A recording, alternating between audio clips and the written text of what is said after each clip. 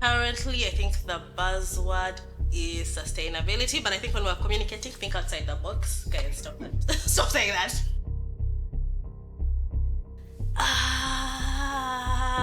I know. I think it's rated just enough. TikTok, Facebook. Yeah. Yeah, I know. I said it, but yeah. I asked that question yesterday. I would most likely be a writer. Okay, fiction. Creative writing, yeah. So fiction, yeah. Tools. I use email, both personal and for work for sure. I use podcasts, my podcast app. I'm telling you about my apps. Podcast app. I listen to those a lot. There's TikTok. I'm addicted. TikTok, goddamn.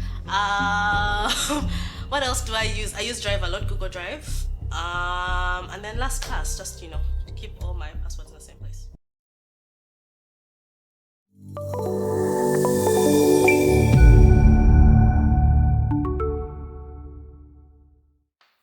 Hey guys, how you doing? We're back after a while. Not after a while. It's been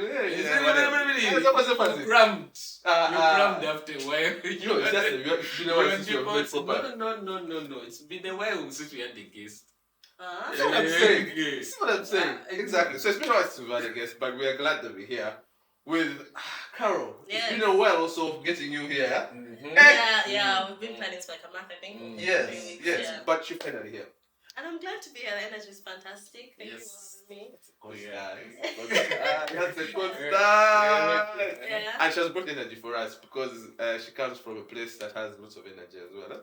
She'll tell us about these things if she wants to. If not, she'll find it in the workbook after this video. Exactly. Yes, but I want to get into this. This is our conversation. Yeah. For the longest time, we wanted to have a conversation about brands and communities. Yeah. And Carol is a guru on that one. So before we even jump, I'm just going to let her introduce herself. Tell us what she does, what she loves to do before we jump into that. All right. Hi everyone. What up? Caroline is my name. Caroline Ampaire. I'm a marketing professional, specifically digital marketing. I've worked in this space. It's hardest thing to do. Yeah. It's very hard for marketers to Yeah. introduce themselves. And then you do quite often. You're like, where should I start from? Yeah. From the back, from the front. It's also why no children sit down to be marketers. Yeah. But I think my purpose is just to let people be authentic and to let them feel seen and heard. And in the workplace, I feel like it can be difficult to get that balance. So that's my purpose, just in general. But I like digital marketing. I think over and above that, I like connecting with people. That's it. Yeah. Awesome. And that's Ties in very well with community. Yeah. And I think that's a very fascinating one to know. From your perspective, how would you define a community for a brand? What is a community, anyways? Man, I don't know. For me, when he proposed that topic, my initial thought was community is belonging, affiliation. So those are the associations I got, but essentially it's people who are loyal. Essentially, from a brand perspective, it's people who are loyal, people who Your gangos. Yes, your gangos. Your fans. Yeah, those are the ones. Yeah. True. Do you have any examples like often? Besides just gangos, right? Okay, and this is because I've been on the internet and they say Cass Army is a good community. Okay. Who else is a good community? Nicki Minaj. Nicki fans are a good community because I belong there. The Hive, Beyonce. I was waiting for the Hive. It's a good community. From a brand perspective, I think about Microsoft.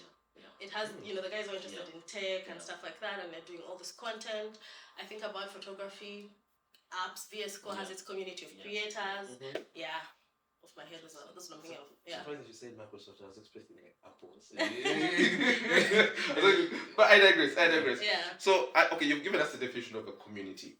Now, from a marketer's perspective, how is community a key tactic for the marketing mix? Why should anyone who's doing any form of marketing be cautious about creating a community? Why would it be important? I'm going to start with, so in my other life I also do media, right? And media, digital sits under media, but I I do all other channels. Yeah. One of the media principles we live by, and this is different from what we're discussing, is focus on light buyers, right? Media starts from reach because it's a conversion funnel. At the top, then you so focus on light buyers. So those are the guys who buy you once every year. Right?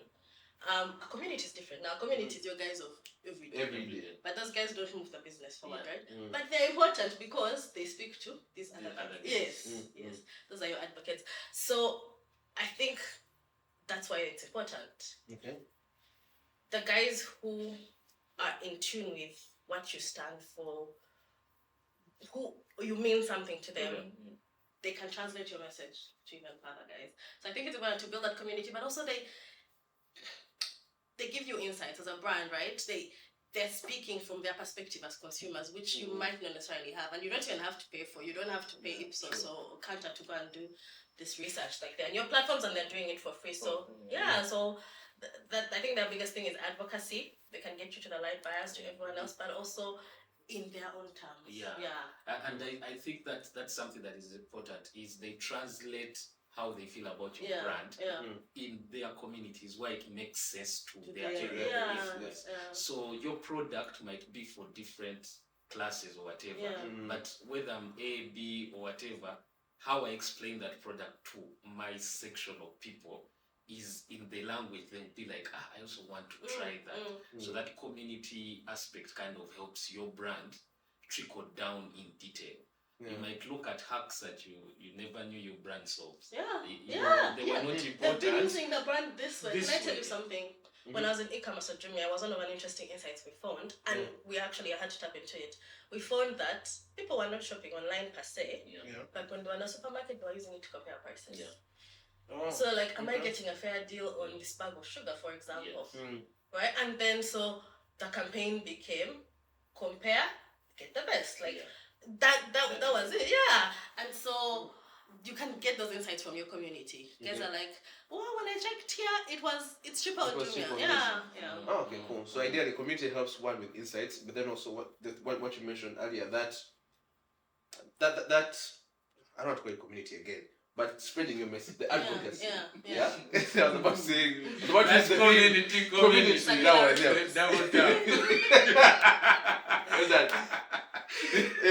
but so it helps with advocacy, but then also at the same time it helps with comparison and insight and things like that.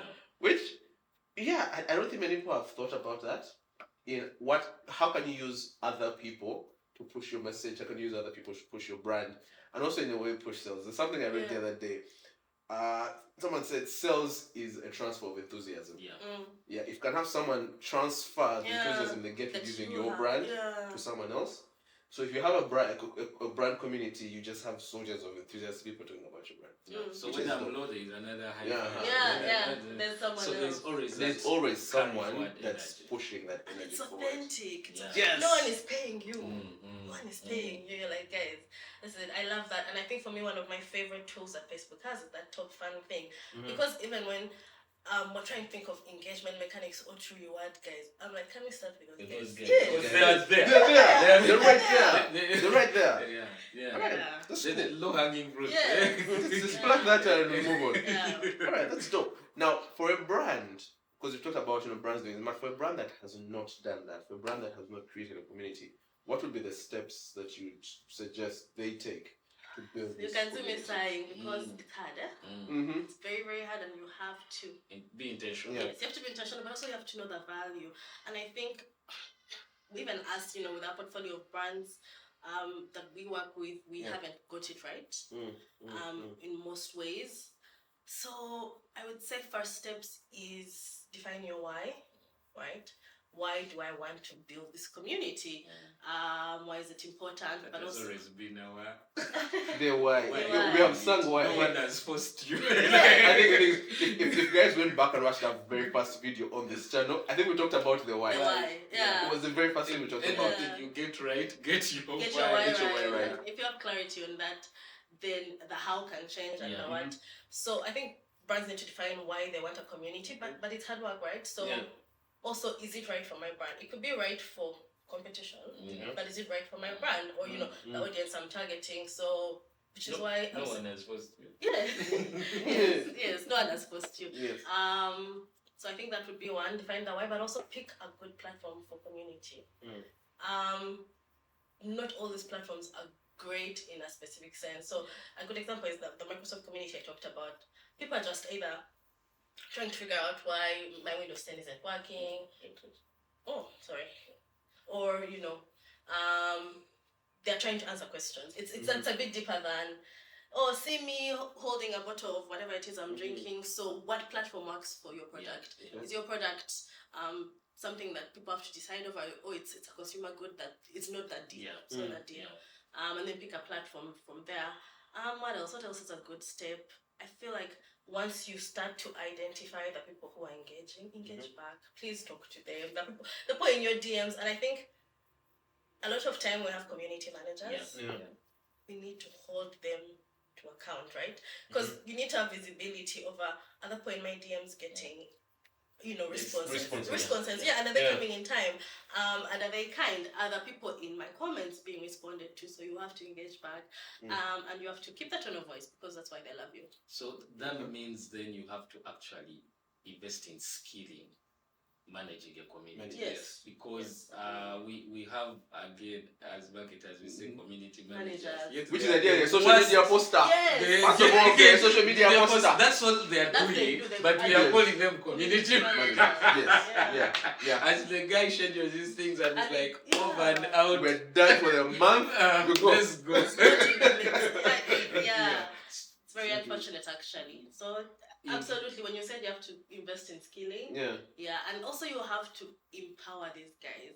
And Josh said something earlier when we were talking, is like, this person is the brand online. Do you know how powerful? You're the brand manager. Yeah. So you need to empower these guys to see themselves that way and to see what they're doing that way and how it adds value. And then also, I think in line with that is take their feedback and act upon it. Yes, act on it, because then they're like, I'm contributing. I'm not just. I think it's a good feeling for anyone that has reached out to a brand. They respond, and then you start to see the thing that you suggested or the complaint you made being fixed. It works. It makes someone want to come back or even talk about you again. Oh, this guy, I talked about this. They did it. So I think things. The power of engaging with people. Connections. That one. All right. So we've talked about what it is, how someone can create one, but then we also know with community comes apple of rotten eggs. Number tomatoes. What, from your perspective, are the guidelines that lead to a healthy community? Unlike what we have on Twitter. I saw you guys on Twitter. But that is also advocated for the code. Some days are good, some days are bad. But I think you have to be representative of the community you want, right? And the word in my head is vibe. But they have to represent the vibe of the brand. And so if your brand is positive, those are for you have. But also you need community guidelines that are clear. Like, guys, we don't accept toxicity, we don't accept hate speech, swearing, clear, and guys can reach out to them, and you have to have certain consequences, because again, this is digital, the internet. I'm on my phone, and what do you mean? What are you telling me? It's my phone. Yes, but also you're in my community, on my platform, so there have to be consequences for people who are the bad eggs. But I think the guidelines are clear, but there's also moderation. You have a community manager, and their job is every day. Literally, it has to be a daily thing, daily. And especially on platforms like Twitter, where we now even know that the brand safety is not a priority anymore for the platform itself. You have to be there every day moderating. It has to happen. It's that rigorous, but I think it just maintains the vibe of the community. So that does that mean that also, like, you have to be intentional on the channel you pick that maybe can ease moderation?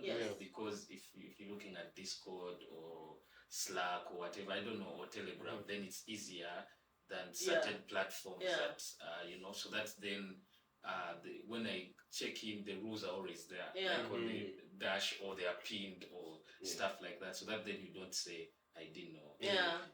Now, personally, are there particular platforms that you find are a lot easier with management of communities? I think that it's just the setup. So he's mentioned Telegram. That would be easy, but I think within the channels that we use. So our top 3, social media platforms here in Uganda, I would say Facebook is the easiest. And I'm not even saying, you have a page, not a page, what is it? A group, not a group, but like even within your community, I think Facebook is the easiest. Everything else, I find that comes through DMs. Instagram through the DMs. It's not visible, but All right, cool. I wanted to bring this question in a yin and yang, whatever. But we're talking about the good side, like what guidelines. Let's flip that coin. Let's flip that script and say, what are the things that hurt a community? The first one is like ignoring them. Please don't ignore your community. Talk back. And I think the rest of the stuff is just like not being flexible. Yes. So we've talked about guidelines. That's all well and good, but there's also context. There's also context. So maybe this person has been a fan there in your DMs. And this is an example that was recent. You guys put up a show, an episode, then someone is in that saying, oh yeah, I really enjoyed this episode, quiet. You've seen it, and Instagram gives you that scene. Then you guys put up a picture, same person, oh my god, I love the picture, quiet. But there's no beef. It's just you guys are busy. Busy. After a while, like when you notice that something like that has been happening and you're now addressing it, address it publicly so that other people can know that you're now improving. You're improving and making it. So when you do have shortcomings, address them publicly. But I think the biggest thing that can hurt a community is just lack of engagement. Talk back. But then also maybe I don't know if it's a valid question. Are there instances where it's better off you not starting a community? As a brand. Well, like guys, you know what? Call us on this number. That's why the why is important. Because I feel like sometimes because it's a lot of work. Yes. And if you're not ready for it, do you need one? Yeah, but also like sometimes your audience is not community. Their mindset is not a community mindset, right? There are certain audiences or brands that appeal to individuals. This brand is for someone who's an individualist. I want to be seen a certain way. So it's not for everyone, and you have to do that assessment, or you have to know why. Why is it for that community? All right, cool. I think by the time people are done watching this video, whoever hired a community manager is going to go and look at that JP one more time and be like, I am going to revise this thing. Not positive. And you see, the issue even is in the recruitment process. Because we've talked about the teams you need and all those things, setting up whether agency, whatever, is we don't define what that person is doing, because most of the time you are assigning them content calendars and they're running around getting live tweet threads for events. They don't have time to come and hassle with your DMs. So I worked for like a client where now what I did is developed an Excel for FAQs, and then I made the client part of that process because I was not able to do all the other things. And so whenever I pick like a query, I dump it in there. Then over 3 months now, I had a data bank of responses. So now you were so quick. And you know what that means? Even you know the brand. Yes, you analyze. So now meaning I would only come back to ask, someone said this. We have not really encountered this. But I feel like from agency, especially it happens a lot in it happens a lot with agency client relationship. It happens a lot. Where that ball is dropped, and and also again it's assigning those roles clearly, defining them so that the person actually understands their impact to the business. Not so DMs are by the way. Actually, most of the time DMs are by the way. There's an actually big issue that hits a DM that maybe leaves the DM and goes to another platform. Could goes like WhatsApp and something like that. Then people start to pay attention to it. Which is interesting because we actually did a video on what you should look for when you're hiring a digital agency or someone to run your digital, which you should find in the corner somewhere. Keep be mindful of that. Now we've talked about community, what makes it work, what could hurt it, steps and all.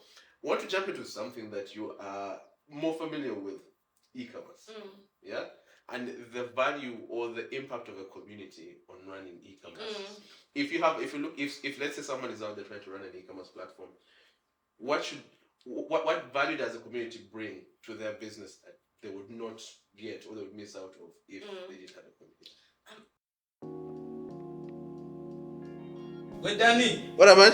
You're supposed to be shooting. Yeah. Stuff is already here. Come. Alright, man. New venue, new place, eh? It's covered. New things you'll have. So much space. Extend the cord. That's it. Close to you. Your phone be here. But anyway, hi guys. We are at Purpose Residence. This is an amazing space that we've discovered, and they've let us shoot from here. They've given us opportunity to shoot and bring you more content from this space. And more space, literally. So we can have more conversations with more people. We can have more noise. We can make more noise without disturbing the neighbors. So they offer a 360 Airbnb experience, going on a trip, or you bring it that anything, anywhere. Take care of. They have snacks. And they have, for people like me, geeks like me, they have TV. And that works. They take on a maximum of 3 people. How cool is that? So your gang can come and chill. Spend a weekend here with your gang. Josh, do you have a weekend plan? But you can give me one. You are the. It's okay. We shall find one. But this is a great space which I think you guys should definitely try out. If you're looking for a nice place within the Kulambiro area that is quiet, not deep. It's actually on the road. By the Chamak Road, but it's quiet. Yeah. It's cozy. It's fun with lots of space. Yes. Maybe residence. Alright, guys.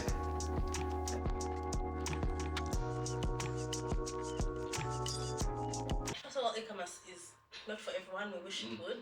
It will be even. But it's not for everyone, so it makes the community even more compelling. More compelling. Like again, we talked about advocacy. So typically when people are getting into e-commerce, they dip their toe, right? I'll order something of little value, I'll make cash on delivery because the risk is minimized. I don't know if will the guy show up, will he not? But if my sister says, I'm like, oh, you have a cute top, she's like, I got it here, here's the link. Definitely, it's a no-brainer. So I think the role of community in e-commerce is even much, much bigger because the job to be done is much, much bigger. The job is education. It's education, right? Okay. You can blast your prices because, again, budgets are there. You can just buy ads if you want to. But you need to educate people. If someone says, now will I be able to return this item? Right? If someone else says, I returned it, I got my money back, done. They're more comfortable. So I think the role of communities is bigger, but I think even the platforms, e-commerce is already online. Like you just can't get away from it. You can't get away from it because it's such a direct route to sales. It's such a direct route to sales, unlike any other business. For example, us in the celebration space, it's to get you from your phone and then to the bar. It's a whole journey. Like you have to trigger a bit from. Yes, I mean you have to see a billboard on your way there. You have to trigger a bit from the time I leave my house. Right. Well, for e-commerce, it's instantaneous, and sometimes it's even impulsive.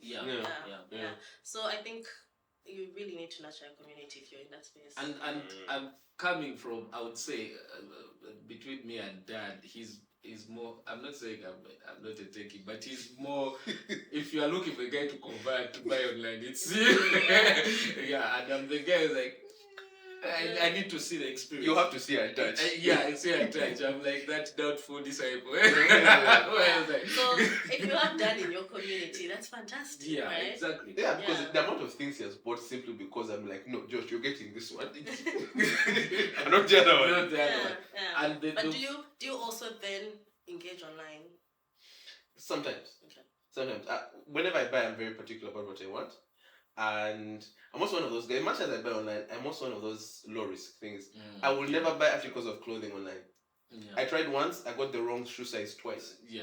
Like I returned it, they brought back another wrong size. I was like, guys, this is the size, what up? So I only buy things that are obvious. It's tech, it's a gadget, it's not customizable, that I'll get. Other things, Please, guys, like get our shoe sizes right. Yeah, and something I've learned like from the SME spaces where I've dealt with people dealing with skin and fabric and stuff is your e-commerce journey should not be copy and pasted. Yeah. Don't get a giant's e-commerce journey to yours. Understand that people if you're dealing with clothing, people are insecure about their things. So how can you make how do you make it personal? Yes, personal, so that if you're a salon and someone says, guys, I would like to book, and then you just say, what style? Like offer certain things. You say like, do you want this? Do you want this? Do you want this? And when they ask for something, then you're like, this is a thing. Do you have ready pictures? Please don't share the Chinese pictures. That point, right there. What you see, what you order versus what you get. So let me see that here on the actual head, and I think I don't know. There's that brand that sells wigs for ladies and hairstyles. They've really hacked that thing on Instagram of showcasing African women and stuff.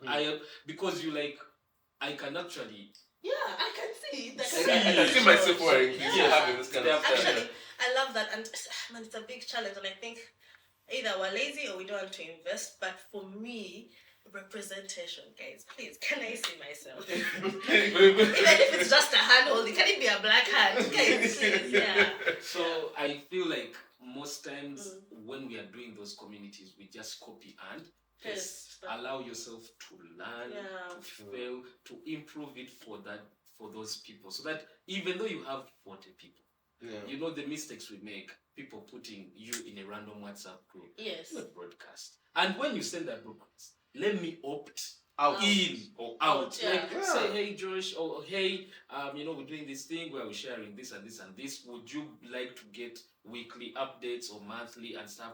We shall make sure we don't spam you, we don't do this, we don't do this, we don't do this. And listen, I don't know how far the Legal Data Protection Act has gone, but for you, G, that is illegal. You can't just contact me. But that's what happens. You're there and you get a blast of some guy. Hey, I'm selling shoes. We have an offer. Like, bruh.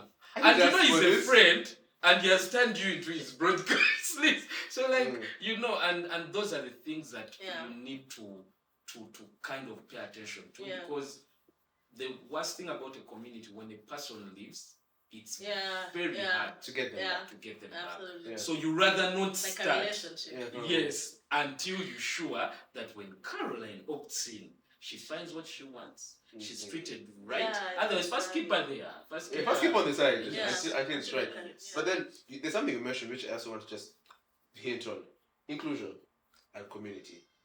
What's the role of community in the inclusion space? Oh my god, that's a good parallel to drive. I think it's fantastic because those are your customers. That's what they look like. In fact, if you can get them from community to comms, that would be great. Because they're your models, your products, they're your ambassador. I feel like that would be so validating and so rewarding, because that's literally your voices. That's who they look like. That's what they sound. That's who they think. It's like a focus group that's just there for you. So basically, if your brand is suffering with representation, people do not relate with your brand, think about building a community. Because then you're going to have people that are the example of the thing that you're talking about. And go deeper, because, thankfully all of us have been in agencies and client side. At the same time, is you find a brand struggling with a photo shoot, and then they struggle with all these A-lister models and all these things, and then you're like, but you have these guys. But you have guys at your community that they look the part, they feel the part, they are the part. A brand that did that is it Reham Ona? And then they had a super fan on Twitter. Yes. And then they turned that into a good campaign. There's PR value. It's a full thing, and it was such a goodwill thing. And I think both parties benefited. The fan and the brand as well. That's pretty dope. Okay, so we have talked about community, and I think I want to get your parting shots on this. But before we even get to that, for what she has said and other extra stuff that you might need, there's a workbook at the end of this that you guys can definitely download. Will be in the description. Will be in the description. So learn to read the description. Yes, and then you have to, when you read the description, like and subscribe. Yeah? Like and subscribe. Like they're all there. Yeah. In line. Yeah, like, subscribe, then you go and read. more. Then put a comment as part of the community.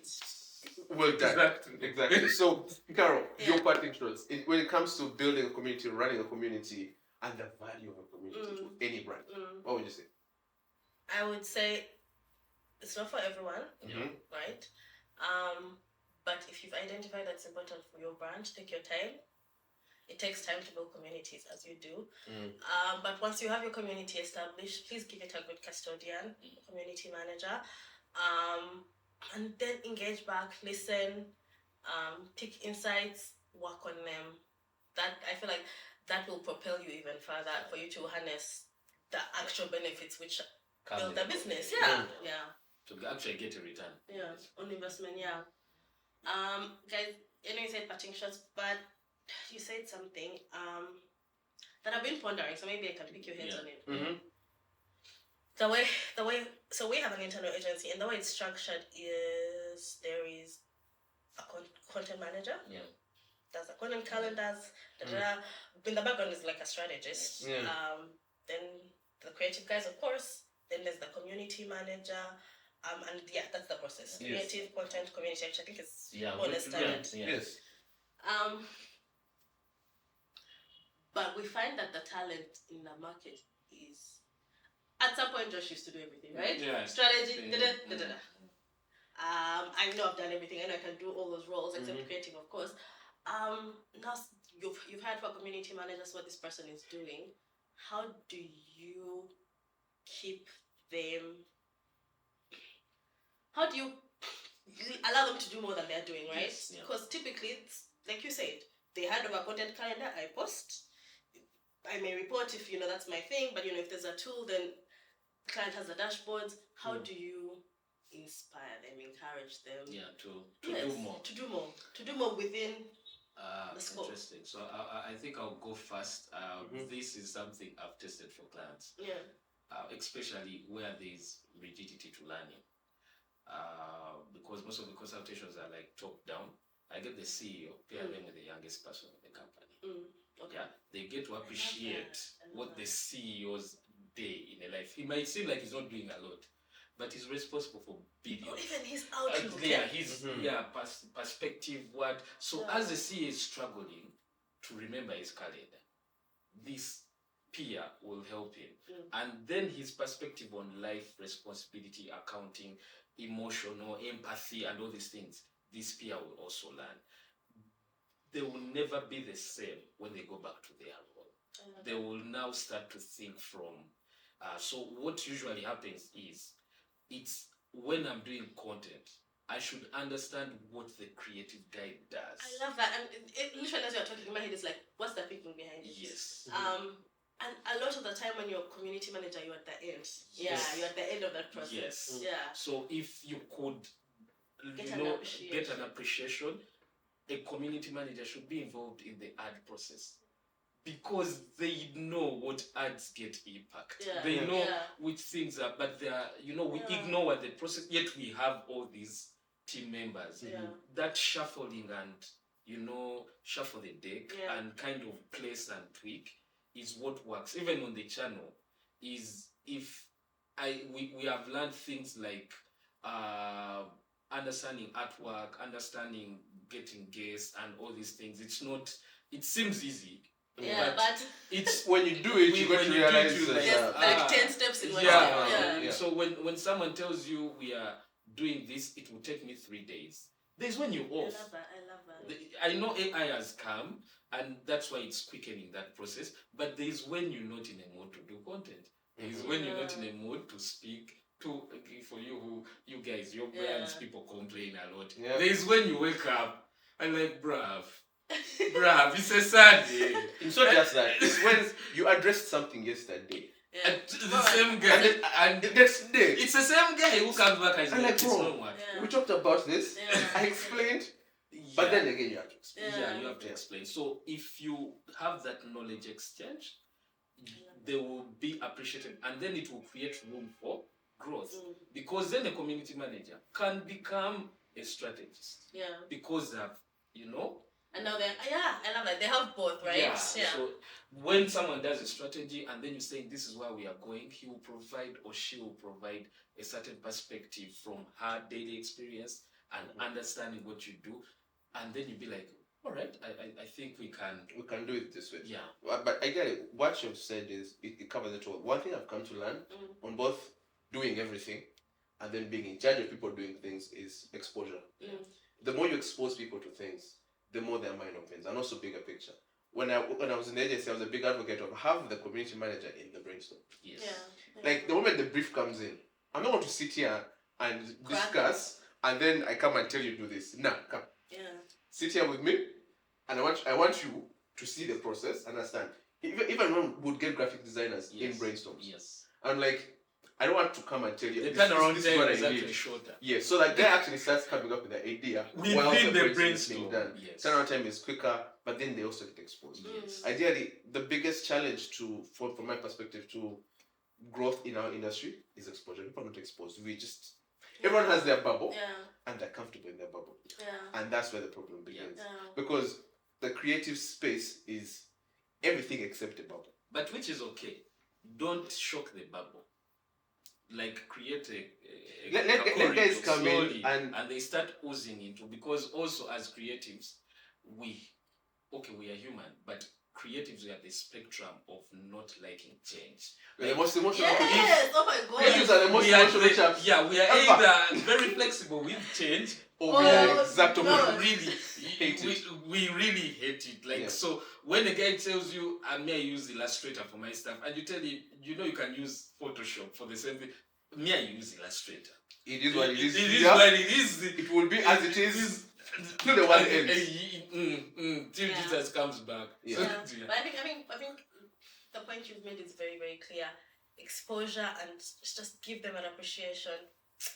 I love that. And I love how you say pair the top guy with this person, because I remember I think in my first job, my boss, I think I joined as an intern, and my boss would just sit me in everything.